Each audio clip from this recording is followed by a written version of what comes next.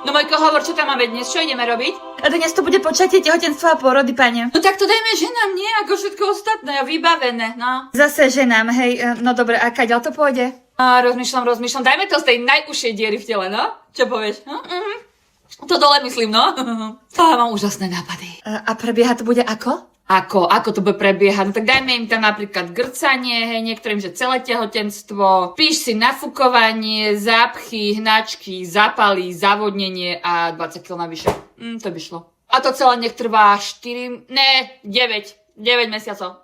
Milujem. Čo v tom je? Však ale dajme im niečo na to aspoň. Čo im na to akože mám dať? No dobre, voilà, Simprove. Normálne probiotika, skús. Ja to pijem. A vonia to božsky a ešte lepšie to funguje. Na to im tam daj a ticho už. A k tomu pôrodu si čo mám zapísať? Že sme neskončili? Daj tam, že 10, nepočkaj, daj tam 20 hodín budú rodiť v bolestiach. A nech kričia moje meno.